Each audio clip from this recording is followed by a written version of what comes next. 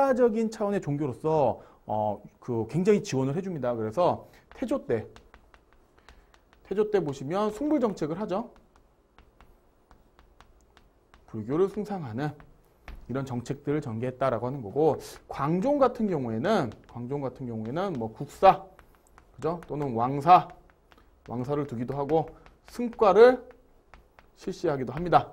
이런 식으로 해서 불교를 좀 진흥시켰다라고 하는 건데, 문제는 이제 불교 계통이 통일신라 시대 때도 물론 그랬지만 교종 계통이 있고요. 그죠? 그 다음에 선종 계통이 있어요. 그래서 교종 계통은 교리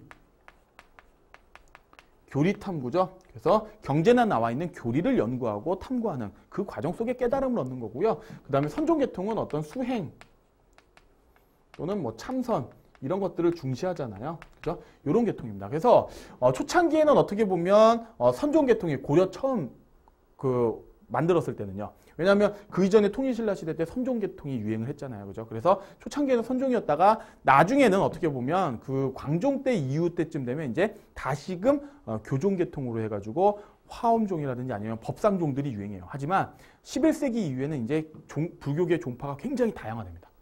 불교계 종파가 굉장히 다양화가 되면서 어떻게 보면 좀 불교 통합운동이 전개가 되는 게 바로 요 중기 때의 특징이다라고 하는 거예요. 그래서 불교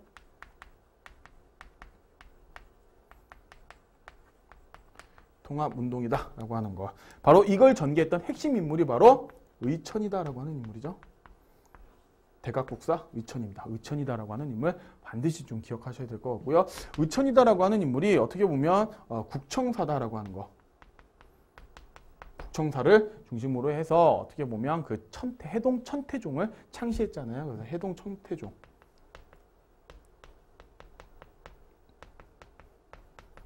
해동 천태종이다라고 하는 건데, 이 해동 천태종을 중심으로 해가지고 어떻게 보면 교종이 큰 거예요.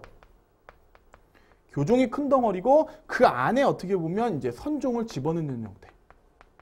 그죠? 이런 형태의 어떤 통합을, 교리상의 통합을 요구했다라고 하는 거, 진행하려고 했다. 그리고 그 교리가 바로 교간 겸수다라고 하는 형태로 나타났다라고 하는 특징점 잘 보시기 바랍니다. 자, 그 다음에 의천 같은 경우는 송나라나 원나라, 송나라는 아니면 요나라죠. 요나라 또는 일본에 있던 모든 불교 경전에 대한 주석서들을 모아서 교장을 편찬했다. 교장을 편찬했다라고 하는 거. 교장도감을 만들어서 교장을 편찬했다라고 하는 거. 신편제종 교장 촉록이다라고 하는 어떤 교장의 목록, 이런 것들을 목록집을 만들었다라고 하는 거 잘 보시기 바랍니다. 자, 그러다 이제 무신집권기 때쯤 되면요. 그죠? 무신집권기가 중흥하려고 했던 건 어떻게 보면 선종계통이 되겠죠. 그들은 어떻게 보면 수행과 참선을 중시하는 선종계통을 보다 더 어떻게 보면 지원해 줄 겁니다. 무신이니까요. 그죠? 그러다 보니까 요때쯤 돼가지고 어떻게 보면 기존에 있었던 불교계의 어떤 세속화. 그죠? 그러니까 불교계가 종교적인 부분에 있어서 어떤 교리와 어떤 순수한 종교로서 남아야 되는데, 이게 지나치게 이제 어떻게 보면 세속화됐다. 그러니까 속세에 많이 관계를 하면서 어떤 정치라든지 일반 경제라든지 일반 민간 생활에 굉장히 많이 관여를 했다라고 하는 것이죠. 그래서 불교의 세속화를 비판하면서 새롭게 이제 결사운동이 진행이 됐다라고 하는 것이죠. 그래서 불교의 세속화를 비판하면서 이제 결사운동이 진행이 됐고, 그 결사운동의 대표적인 인물이 바로 진울이다라고 하는 인물이죠. 보조국사 진울이죠. 그래서 진울이 조계종을 중심으로 해서 그 송광사에서 그죠? 수선결사를 만들었다. 그래서 결사운동을 전개했다. 불교계 세속화를 반대하는 그죠? 불교계 개혁운동입니다. 불교계의 개혁운동이에요. 그래서 결사운동, 송광사를 중심으로 해서. 바로 진울이 주장했던 내용들이 바로 도노점수, 그죠? 그리고 정해쌍수죠. 내용을 보시면 진울이 주장하는 건 어떻게 보면 선종의 어떻게 보면 진울이 만든 이제 조계종이다라고 하는 이 선종계통의 학파가 중심이 돼서 요 교종계통을 통합하는 이런 형태죠. 그죠? 이런 형태의 불교 개혁운동을 전개했다라고 하는 거고요. 결국 이 진울의 이러한 사상을 이어받아가지고 해심이다라고 하는 인물이 해심이다라고 하는 인물이 진울의 도노 점수 속에 나타났던 어떤 인간의 그 심성론을 조금 더 발달시켜서 그죠? 유불일치설을 주장했다.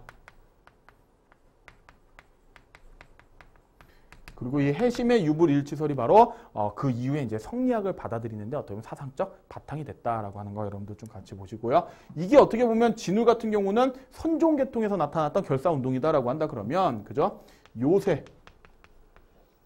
요새가 바로 천태종을 중심으로 한 교종계통의 결사운동을 전개했죠. 그래서 백년결사다라고 하는 그래서 만덕사다라고 하는 곳에 그게 이제 나중에 백년사로 이름 바꾸는데요. 그래서 백년결사다라고 하는 형태의 어떤 천태종을 중심으로 한 형태의 불교의 그 세속화를 반대하는 결사운동, 불교의 개혁운동을 전개했다라고 하는 거 좀 잘 보시기 바랍니다. 자, 그리고 원간섭기 이후로 넘어가면 이때 이제 불교계가 굉장히 타락하잖아요. 그죠? 부정부패가 굉장히 심하고, 그죠? 토지를 막 빼앗고 그다음에 노비를 막 확장하는 그런 형태로 진행이 되는데 그러면서 불교계의 어떤 타락을 개혁하고자 하는 불교 개혁운동 그죠? 그런 것들이 전개됐고 대표적인 사람이 바로 임재종을 중심으로 했던 이 보우 그죠? 보우 대사입니다. 그래서 보우가 어떻게 보면 불교 타락에 대한 어떤 개혁을 시도했다. 그죠? 불교의 어떤 불교계의 개혁을 시도했다라고 하는 부분 여러분들 요 시기 때 특징점으로 좀 같이 보시면 되겠습니다. 어떻게 보면 유학과 불교가 굉장히 좀 중요하기 때문에 이 부분만 핵심 키워드로 정리를 했고요. 나머지는 그렇다고 안 중요한 게 아닙니다. 여러분들 같이 좀 생각해서 고려시대 때 문화적인 부분의 특징점을 같이 이해하시면 될 것 같습니다.